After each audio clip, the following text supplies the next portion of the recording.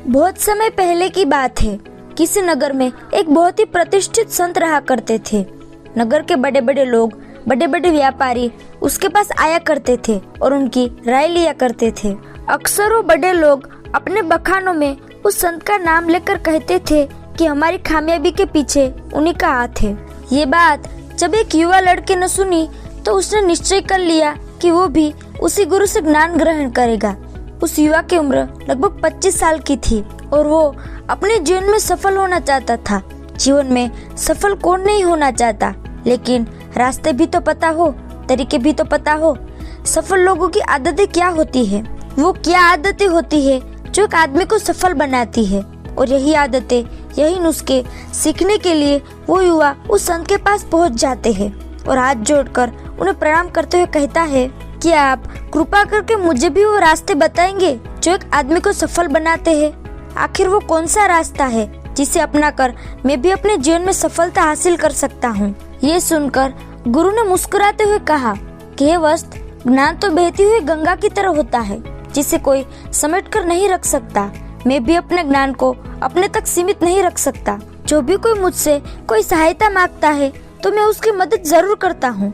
तुमने एक ऐसा सवाल पूछा है जिसका जवाब तो आसान है, लेकिन उन तरीकों का अनुसरण करना उतना ही कठिन होता है। सफलता रातों रात नहीं मिलती, उसके लिए कड़ी मेहनत करनी पड़ती है, कड़े नियम बनाने पड़ते हैं और उन नियमों का रोज की जिंदगी में पालन करना पड़ता है। ये सुनकर उस युवा ने कहा कि हे गुरुवर, मैं कोई भी नियम अपनाने के लिए तैयार हूँ। मैं कितनी भी मेहनत करने के लिए तैयार हूँ। चाहे तो आप मेरी परीक्षा ले सकते हैं, लेकिन आप मुझे वो तरीके जरूर सिखा दे जो एक आदमी को सफल बनाते हैं। ये सुनकर गुरु ने कहा, हे वत्स, मैं तुम्हें एक दिन में वो रास्ते नहीं बता सकता। तुम्हें मेरे पास रहना होगा और जब तुम मुझे वक्त दोगे तो तुम धीरे धीरे इन नियमों को खुद ही समझ जाओगे।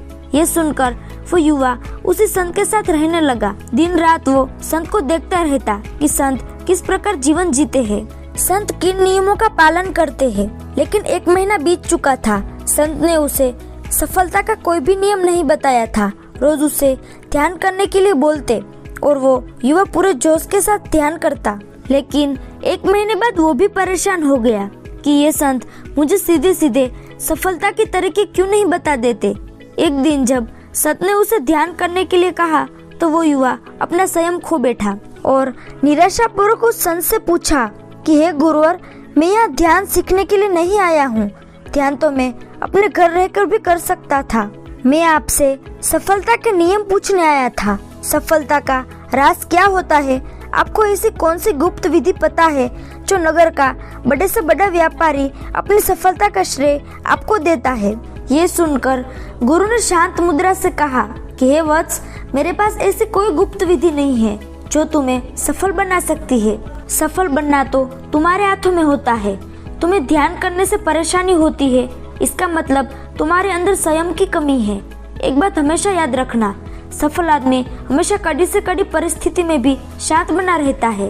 परिस्थिति चाहे कितनी भी कठिन क्यों ना हो, वो आदमी उसे उतनी ही आसानी से, उसे उतनी ही सहजता से हल करता है। यही सफल आदमी की पहचान होती है। जो साधारण आदमी होता है वो छोटी सी समस्या को देखकर घबरा जाता है, लेकिन एक सफल आदमी अपनी सूझबूझ से शांत बना रहता है और शांत मन से ही किसी भी समस्या का हल खोजा जा सकता है। इसलिए सबसे पहले अपने मन को शांत करना सीखो। कठिन से कठिन परिस्थिति में संयम बनाकर रखो, शांत रहना सीखो। इसके बाद सफलता के अगले पड़ाव होते हैं। अगर तुम जानना ही चाहते हो कि सफलता का सबसे बड़ा राज क्या होता है, तो आज मैं तुम्हें 7 नियम बता रहा हूँ। लेकिन इन 7 नियमों का तुम तब तक पालन नहीं कर पाओगे जब तक तुम अपने मन को शांत रखना नहीं सीख जाते। इसलिए सबसे पहले अपने मन को शांत करो और उसके बाद इन 7 नियमों का पालन करो। उसमें से सबसे पहला नियम जो एक आदमी को सफल बनाता है वो है कि वक्त बचाना सीखो। वक्त कमाओ, पैसा अपने आप कमेगा। साधारण आदमी अक्सर अपना सारा वक्त पैसे कमाने में लगा देता है, लेकिन बहुत सारा समय देने के बाद भी वो पाता है कि वो अपने जीवन में उतना धन नहीं कमा पाया, उतनी सफलता नहीं कमा पाया। इसके पीछे सबसे बड़ा कारण होता है कि वो अपने लिए वक्त बचाना ही नहीं सीख पाया। अगर वो पैसे कमाने के ऐसे तरीके खोजता तो जिसमें उसको अपना वक्त ज्यादा नहीं देना पड़ता, मतलब उसका काम कोई और भी कर सकता। शुरुआत में वो अपना काम स्थापित करता, उसके बाद वो काम किसी और को सौंपकर अपना वक्त बचा लेता, तो वही वक्त वो दूसरे कामों में दे पाता, जिससे उसे और भी ज्यादा धन कमाने के अवसर मिलते हैं। और वो अवसर उसे तभी प्राप्त होंगे जब वो अपना वक्त बचाना सीख जाएगा। इसलिए जो सबसे सफल लोग होते हैं वो शुरुआत में मेहनत करके अपना कोई ऐसा काम शुरू कर लेते हैं जिसके बाद वो काम दूसरों को सौंपकर अपना वक्त बचा सके और दूसरे आदमी को तनख्वाह देकर वो काम उनसे करवा लेते हैं। इसलिए उनका वक्त बचता है और उस वक्त में वो कोई दूसरा काम स्थापित कर देते हैं। इसलिए उनके पास धन कमाने के, सफलता पाने के और भी मौके खुलते जाते हैं। लेकिन ऐसे काम की शुरुआत करने के लिए शुरू में बहुत मेहनत करनी पड़ती है। शुरुआत में आपको पूरा काम समझना होगा, पूरा काम अपने बलबूते पर खड़ा करना होगा। उसके बाद आप दूसरे लोगों को अपने पास नौकरी पे रख सकते हैं। इससे हम खुद की जिंदगी तो सुधार ही रहे हैं, साथ ही साथ दूसरे लोगों की जिंदगी भी सुधार रहे हैं, क्योंकि आप दूसरे लोगों को काम दे रहे हैं और ये जाने अनजाने में एक भलाई का काम होता है। और भलाई का काम करने वालों का ऊपर वाला भी साथ देता है।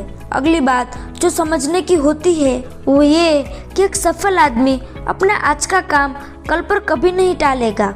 वो आज का काम आज ही खत्म करेगा, कल पर कभी नहीं टालेगा और इसी तरह वो अपना वक्त बचा सकता है। तीसरा गुण जो एक सफल आदमी में होना चाहिए वो यह कि उसके पास नामुमकिन शब्द के लिए कोई जगह नहीं होती। जी हाँ, नामुमकिन में भी मुमकिन छुपा हुआ है।